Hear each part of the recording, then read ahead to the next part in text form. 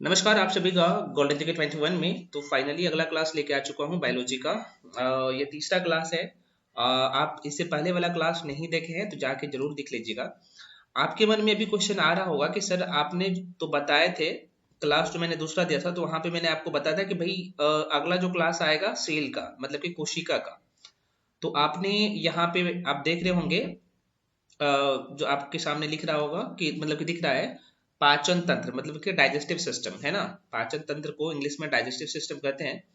और बायोलॉजी में आपको पता होना चाहिए कि कुछ शब्द ऐसे होंगे जो कि मैं आपको इंग्लिश में ही बताऊंगा, क्योंकि हिंदी में बहुत ज्यादा डिफिकल्ट हो जाता है। जो लोग हिंदी मीडियम से भी है मैं आपको उतना तो जरूर कर दूंगा कि जो इंग्लिश वाला जो वर्ड है जो मैं यूज करूंगा तो भाई आपको भी समझा के बताऊंगा। जो लोग इंग्लिश वाले हैं तो वो तो आपको समझ में ही आएगा, क्योंकि कुछ हिंदी का जो है टर्म्स ऐसे हैं या फिर शब्द ऐसे हैं आप कह सकते हैं कि बहुत ज्यादा डिफिकल्ट है, आपको समझ में नहीं आएगा कि ये क्या है नहीं है, तो मैं वो चीज इंग्लिश में बताऊंगा, ठीक है।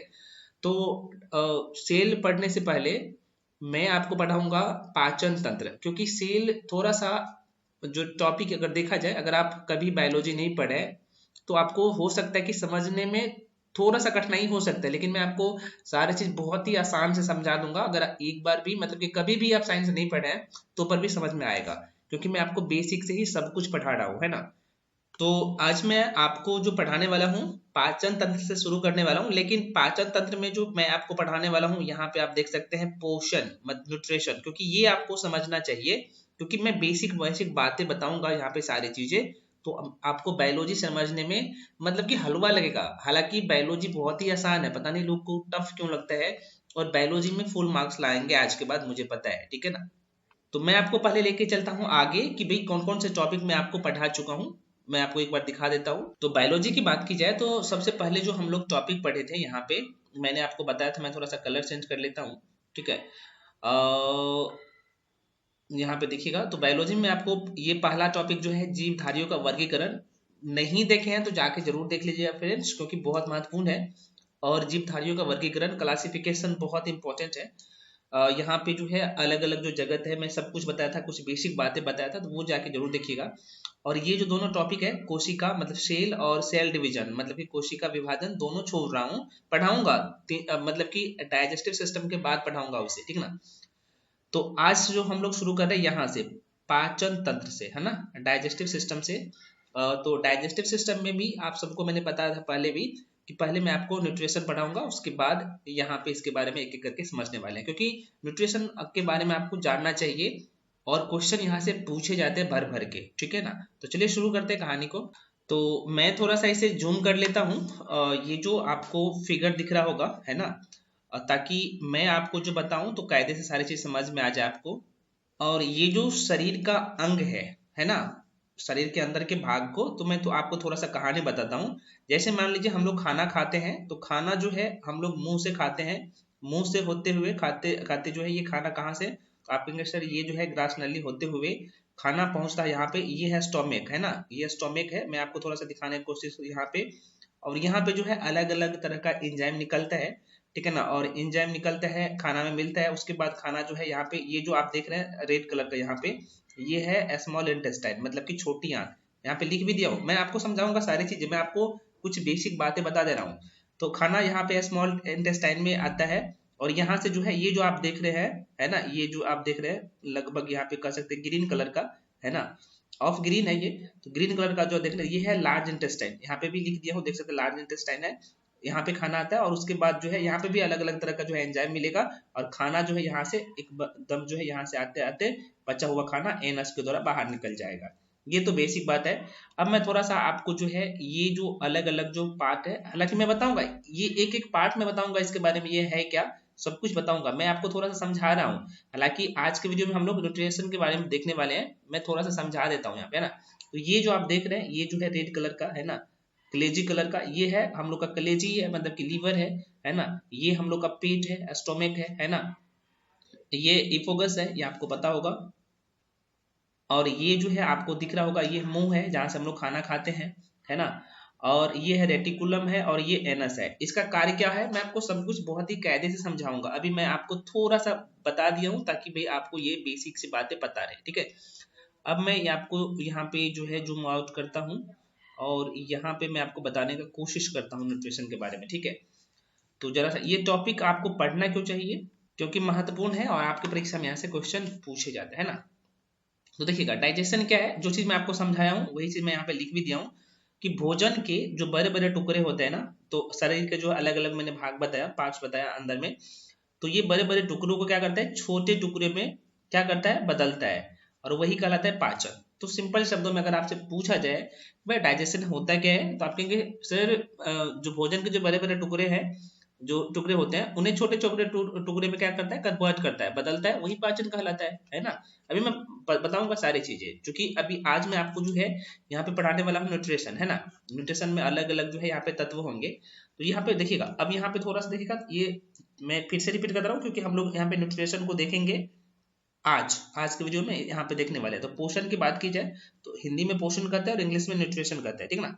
तो पोषण क्या है भाई, इसका डेफिनेशन क्या है, तो आप कहेंगे सर यह एक जटिल प्रक्रिया है जिसमें भोजन को ग्रहण, पाचन और पचे हुए पदार्थों को क्या, तो आप ये रक्त है, ध्यान रखिए, रक्त में शामिल करने की जो है क्या है, तो प्रक्रिया है। छोटी सी बात है, ये चीज आपको मैं अभी बता दिया हूँ। अब यहाँ पे देखिएगा पोषण की बात की जाए तो पोषण क्या मैं बोल रहा हूँ, न्यूट्रिशन की बात की जाए तो पोषण के शरीर, पोषण से होना चाहिए, पोषण से जो है शरीर का निर्माण होता है, से होना चाहिए यहाँ पे, शरीर का निर्माण होता है, शरीर के लिए जरूरी, आप सबको पता है कि ऊर्जा की पूर्ति, और शरीर के अंदर होने वाली जो टूट फूट होते हैं या टूट फूट का मरम्मत जो है का कार्य करता है, ये पोषण से ही संभव हो पाता है, ये बेसिक सी बात है। चलिए अब मैं आपको बताता हूँ, यहाँ से क्वेश्चन पूछे जाते हैं। पोषण आप सबको पता है कि जो न्यूट्रिशन की बात करती है दो प्रकार का होता है, एक तो स्वपोषण होता है और दूसरा जो है परपोषण होता है। स्वपोषण क्या होता है अभी मैं आपको समझाऊंगा। स्वपोषण को इंग्लिश में कहते हैं ऑटोट्रॉफिक न्यूट्रिशन, मतलब कि स्वपोषण, स्वपोषण न्यूट्रिशन, इसको हिंदी में कहते हैं, सॉरी इंग्लिश में कहते हैं ऑटोट्रॉफिक न्यूट्रिशन, और दूसरा जो है परपोषण, इंग्लिश में इसे हेटेरोट्रॉफिक न्यूट्रिशन कहते हैं। हो सकता है आपको यहाँ पे इसके बारे में समझ में नहीं आया होगा, अभी मैं समझाता हूँ स्वपोषण क्या होता है। तो देखिएगा, वैसे पोषण जिसमें जीव अपना भोजन स्वयं बनाते हैं। अब स्वयं भोजन कौन बनाता है, अब यहाँ पे कुछ लोग खुशी खुशी में टिक कर देंगे, आपके ऑप्शन में आता है कि मनुष्य भी तो अपना भोजन स्वयं बनाता है। अरे भाई मनुष्य अपना भोजन स्वयं नहीं बनाते हैं, मनुष्य जो है दूसरे पर निर्भर रहता है। क्या आप चावल का जो है, अगर देखते हैं भाई हम लोग चावल खाते हैं तो क्या चावल आपके अंदर आपके पेट में यहाँ पे उपजता है, नहीं उपजता है ना, आपके शरीर में उपजता है, नहीं है ना, वो आप सबको पता है कहीं और उपजता है ना। एक तरह का जो है पौधा होगा जो कि जमीन पे जो है इसे लगाया जाएगा, उसके बाद उसका जो है क्या होगा, उत्पादन होगा, उसके बाद हम लोग यहाँ पे खाते हैं। तो आप यहाँ पे जरा सा गौर से समझिएगा, आपके मुझे पता है कि छोटे छोटे डाउट होंगे, वो भी मैं आपको क्लियर करते जाऊंगा, ठीक है ना। आप मेरे साथ पढ़ रहे हैं तो भी आपके डाउट होना ही नहीं चाहिए। तो मैं क्या बोल रहा हूँ, स्वपोषण क्या होगा, स्वपोषण नाम से ही आपको पता चल रहा होगा कि स्वपोषण, स्वपोषण में ऐसे होगा जो अपना खुद भोजन जो है स्वयं बनाएगा, है ना, उसे कहते हैं हम लोग, जो भोजन अपना स्वयं बनाते हैं उसे हम लोग कहते हैं स्वपोषी, है ना, इंग्लिश में ऑटोट्रॉफी कहते हैं, ठीक है। इसके अंतर्गत कौन आएगा, तो आप कहेंगे सर हरे पौधे, हरे पौधे आपको पता होना चाहिए कि प्रकाश संश्लेषण से ये अपना भोजन स्वयं बनाते हैं, ठीक है ना। हरे पौधे मैं बोल रहा हूँ, हरे पौधे इसके अंतर्गत आता है। जो स्वपोषण, स्वपोषी जो पौधे होते हैं या फिर स्वपोषी जो जीव होते हैं, तो आप कहेंगे सर यह जो है किसी और पर निर्भर नहीं रहता है, अपना भोजन स्वयं बनाते हैं, इसके अंतर्गत हरे पौधे आते हैं। क्वेश्चन पूछे जाते हैं इनमें से मतलब कि इनमें से कौन सा जो है स्वपोषी का उदाहरण है या फिर स्वपोषी के अंतर्गत आता है ना। और ध्यान रहे हेलोफिक, और एक क्वेश्चन यहाँ से भी पूछ लिया जाता है, इसे हेलोफोटिक जो है ना न्यूट्रिशन भी कहा जाता है। इस पॉइंट को भी थोड़ा सा ध्यान रखिएगा, जो स्वपोषण के अंतर्गत आता है, जैसे हरे पौधे की बात की जाए तो उसे हेलोफोटिक न्यूट्रिशन भी कहा जाता है ना। इसमें सरल यौगिक को जटिल यौगिक में कन्वर्ट करता है, कौन करता है, तो आप कहेंगे सर अभी तो आपने बताया स्वपोषण के जितने भी यहाँ पे जो पौधे होंगे वो, ठीक है। तो ये बेसिक सी बात है, आपको मुझे पता है कि ज्यादा समझाने की जरूरत नहीं है, आप लोग समझ गए होंगे, ये बेसिक सी बात है। हाँ, अगर आप यही अगर मैं डिफिनेशन आपको नहीं बताया रहा था तो हो सकता है कि आपको आपके एग्जाम में आते तो क्वेश्चन आप गलत कर सकते थे, ठीक ना। अब यहाँ पे दूसरा है, यहाँ पे परपोषण, ये क्या होता है सर, तो देखिएगा नाम से ही है परपोषण, क्या है भाई, परपोषण, ये दूसरे पर निर्भर रहेगा, है ना। ये परपोषण मतलब कि पर मतलब कि दूसरे पे निर्भर रहेगा। तो वैसे पोषण जिसमें जीव भोजन के लिए अन्य जीव पर जो है निर्भर रहेगा। अब यहाँ पे इसके अंतर्गत जो है जितने भी जंतु होते हैं ये सब जंतु आ जाते हैं। तो मैं आपको स्वपोषी कौन होते हैं, परपोषी कौन होते हैं, दोनों के बारे में बता दिया हूँ। अब यहाँ पे ये जो परपोषी है ना, यहाँ पे ये जो परपोषी, स्वपोषी तो ठीक है भाई, जितने भी हरे पौधे हैं होते हैं भाई जो अपना भोजन स्वयं बनाते हैं, वो जाहिर सी बात है स्वपोषी में आ जाते हैं। मैं आपको इसका एग्जाम्पल भी दे दिया। लेकिन जो परपोषी होते हैं ना, या फिर यहाँ पे परपोषण कह सकते हैं, परपोषी कह सकते हैं, ये जो होते हैं ना, ये जो है अलग अलग प्रकार के होते हैं, ठीक है ना। जैसे मनुष्य में देखा जाए तो यहाँ पे आपको मैंने बताया कि शाकाहारी, मांसाहारी, सर्वाहारी, ये अलग अलग भागों में बंट जाएगा। यहाँ पे जरा सा देखिएगा। तो परपोषी निम्न प्रकार के होते हैं, जिसमें सबसे पहले जो आप देख सकते हैं प्राणी सदृश, जिसे यहाँ पे हेलोजोइक बहुत महत्वपूर्ण है। हेलोजोइक न्यूट्रिशन या फिर कह सकते हैं एनिमल टाइप न्यूट्रिशन, एनिमल, ये एनिमल है, मैं क्या बोल रहा हूँ, हेलोजोइक न्यूट्रिशन या फिर एनिमल टाइप न्यूट्रिशन किसे कहते हैं, तो प्राणी सदृश, नाम से ही आपको दिख रहा होगा प्राणी सदृश, है ना। पहला है ये परपोषण का, मैं अभी आपको बताया ना कि जो परपोषी होते हैं ये कई प्रकार के होते हैं, है ना। जिसमें एक प्रकार यहाँ पे है प्राणी सदृश, मतलब कि हेलोजोइक न्यूट्रिशन या फिर कह सकते हैं एनिमल टाइप न्यूट्रिशन। अच्छा, ये क्या होता है, तो इस प्रकार के पोषण में जटिल यौगिक जो कम्प्लेक्स जो कंपाउंड्स होते हैं, कम्प्लेक्स कंपाउंड्स मतलब कि जटिल यौगिक जो होते हैं ना, जो जटिल यौगिक होते हैं, तो भाई उन्हें जो हम लोग यहाँ पे क्या करते हैं, तो अलग अलग भागों में तोड़ते हैं, या फिर इनको पचाने में एंजाइम की आवश्यकता होती है। भाई अगर एंजाइम नहीं होगा तो हम लोग इसे क्या करेंगे, नहीं पचा पाएंगे, है ना। तो इसे सरल बनाने के लिए एंजाइम की आवश्यकता होती है, ध्यान रखिएगा। और इसके अंतर्गत जो है ध्यान रखिएगा, मनुष्य, हाथी, घोड़ा और पक्षी। मनुष्य के अंदर में भी हम लोग खाना खाते हैं तो अलग अलग तरह का एंजाइम होगा, मैं आपको बताऊंगा आगे ये एंजाइम क्या होगा, ठीक ना। आप अभी थोड़ा समझिए। तो अलग अलग एंजाइम होता है जो कि हम लोग खाना खाते हैं, भोजन करते हैं, तो वो क्या करते हैं, पचाने में सहायक होते हैं भोजन, है ना। तो इस पॉइंट को थोड़ा सा ध्यान रखेंगे। दूसरा क्या होगा, यह मैं क्या बोल रहा हूँ, यह जो है परपोषी में ही होगा। दूसरा होता है यहाँ पे मृतोप है, यहाँ पे ध्यान रखिएगा, ये मृतोप, यहाँ पे तोप होगा, मृतोप जीवी है ना, ये जीवी है। मृतोप जीवी परपोषण, मतलब कि इसे इंग्लिश में हम लोग कहते हैं सेप्रोफैटिक न्यूट्रिशन, है ना। ये क्या है सर, तो वैसे पोषण जिसमें जीव अपना भोजन अन्य जीवों के, ध्यान रखिएगा, दूसरे जीवों के मरे हुए शरीर को सड़ाकर, मतलब कि सड़ाकर, सड़ना समझते हैं ना, सड़ाकर, सड़ाकर क्या करता है, प्राप्त करता है। और इसके अंतर्गत आप सबको बताए जो सबसे जो बढ़िया एग्जाम्पल है, बैक्टीरिया हो गया, फंगी हो गया। बैक्टीरिया समझ रहे हैं ना, बैक्टीरिया हो गया, फंगी मतलब कि यहाँ पे कवक, है ना, कवक हो गया। यह यहाँ पे क्या है, तो आप कहेंगे सर मृतोपजीवी पोषण है, यह मृतोपजीवी जीव है ना, क्योंकि ये अपना भोजन स्वयं नहीं बना सकते हैं। और जो दूसरा जीव होता है जो कि गले सड़े जीव होते हैं, तो उसी से जो है अपना भोजन करता है। ये पॉइंट है, ये है, ध्यान रखिएगा। और यहाँ से क्वेश्चन एग्जाम में पूछे गए हैं। अब मैं आपको ऑब्जेक्टिव क्वेश्चन कर पाऊंगा तो वहां पे बताऊंगा किस तरीके से क्वेश्चन यहाँ से पूछे गए थे, ठीक ना। तो आप इसे मल्टीपल टाइम रिविजन कर लीजिएगा।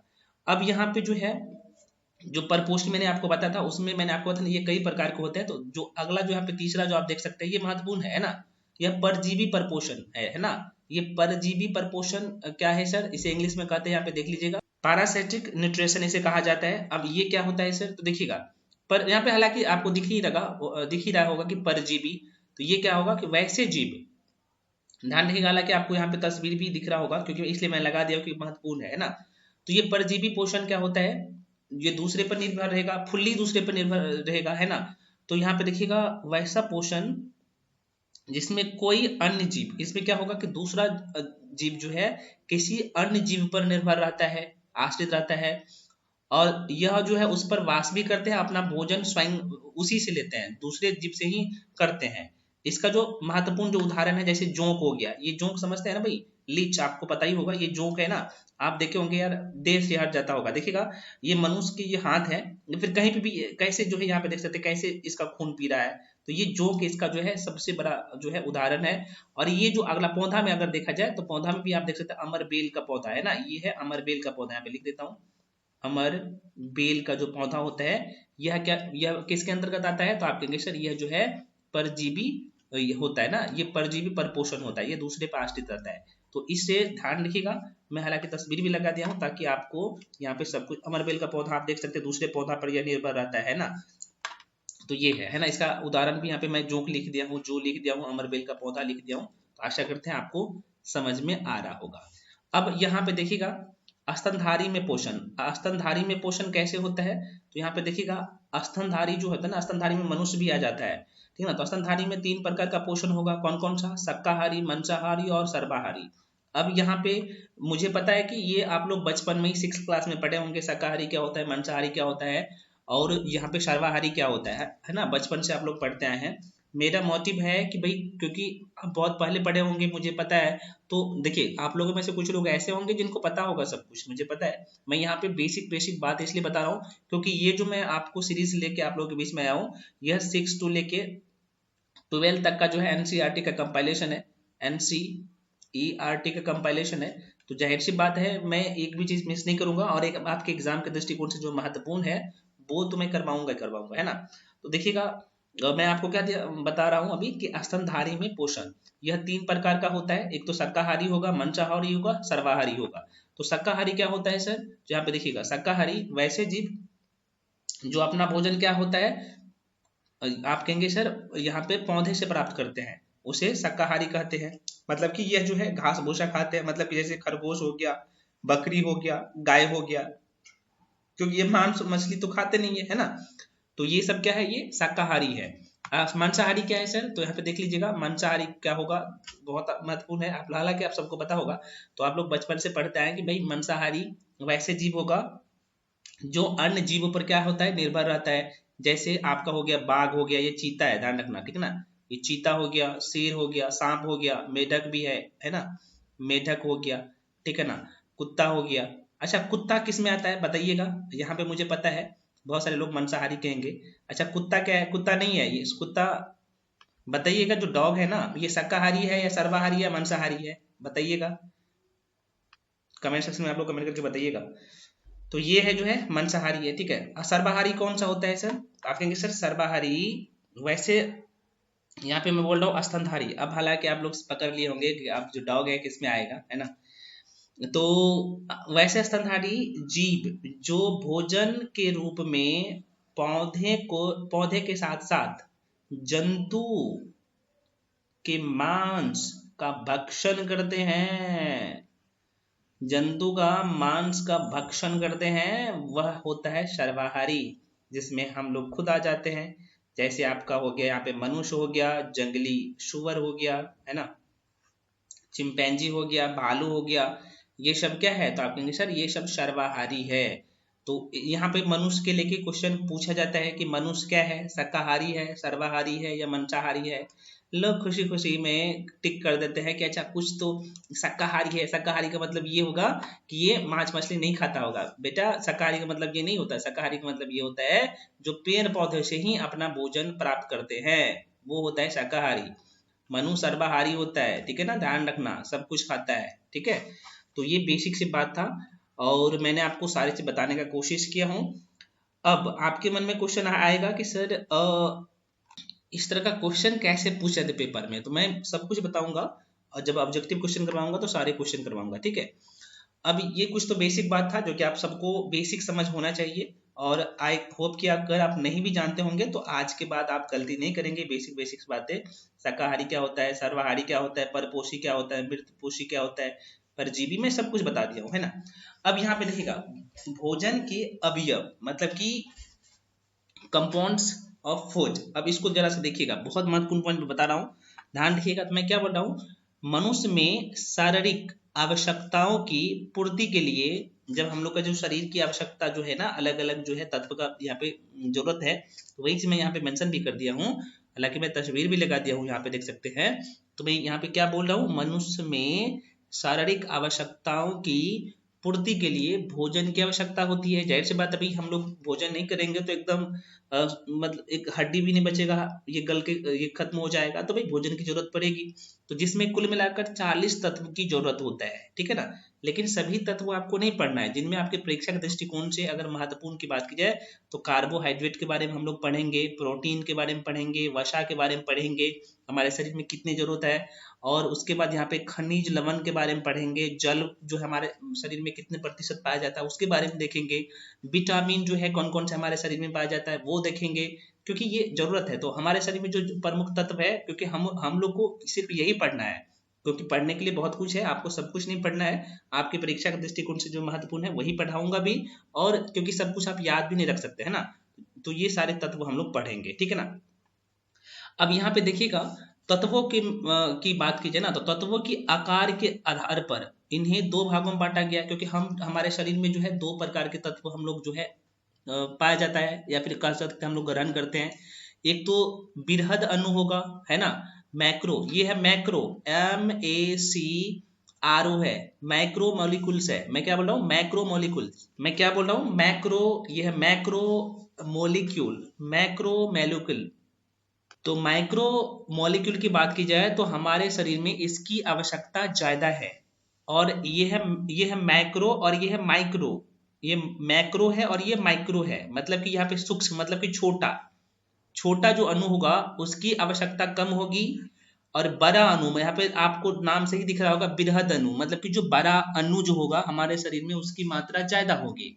सिंपल शब्दों में समझिए, जो चीज किताब में बहुत ज्यादा डेफिनेशन में उसका जो डेफिनेशन बहुत लंबा चौड़ा रहता है, पढ़ने की जरूरत नहीं है। कुछ लोग बोल रहे थे मुझे कि सर आप पूरा नहीं लिखते हैं तो हम लोग का दिक्कत आती है। तो भाई कहाँ से दिक्कत आएगी, मैं आपको समझा ही देता हूँ। उसका मतलब वीडियो आप नहीं देखते हैं, सिर्फ पीडीएफ पे जाके आप मान लीजिए मैं किसी को पीडीएफ दे दूंगा, तो आपको क्या समझ में आएगा यहाँ पे, जब तक आप वीडियो को देखेंगे नहीं। उसके हाँ, वीडियो देखने के बाद पीडीएफ पढ़िए, आपको खटाखट सब कुछ समझ में आएगा, है ना।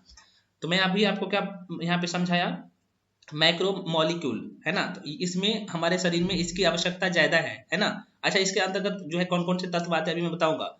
और दूसरा जो होता है यहाँ पे, ये है माइक्रो, ये है मैक्रो, ये है मैक्रो MACRO, और ये है MICRO, है ना, माइक्रो मॉलिक्यूल, है ना। तो इनकी जो है दूसरे वाले की जो सूक्ष्म अणु है इनकी आवश्यकता हमारे शरीर में कम है। अब यहाँ पे देखिएगा इसके अंतर्गत आता कौन कौन सा है जिसे हम लोग पढ़ेंगे। तो आप कहेंगे सर ये जो बृहद अणु है ना, मतलब कि यहाँ पे मैक्रो मैंने बोला हूँ, मैक्रो यहाँ पे मैक्रो मतलब कि इनकी जो है नाम से ही बृहद मतलब कि ये बड़ा होगा। तो बड़ा जो अणु होगा हमारे शरीर में इसकी आवश्यकता ज्यादा होगी, जैसे कार्बोहाइड्रेट की आवश्यकता ज्यादा होता है हमारे शरीर में, प्रोटीन की आवश्यकता ज्यादा होता है, वसा की आवश्यकता ज्यादा होता है। हालांकि वो चीज जो मैं अभी आपको बताया हूँ वही चीज मैं यहाँ पे लिख भी दिया हूँ कि भोजन में जो जो यहाँ पे आप देख सकते हैं बृहद अणु है, मतलब कि जो मैक्रो जो है, मैक्रो जो मॉलिक्यूल है, इनकी आवश्यकता हमारे शरीर में क्योंकि इसका आकार बड़ा होता है ना, तो इनकी आवश्यकता ज्यादा होता है हमारे शरीर में, ठीक है ना।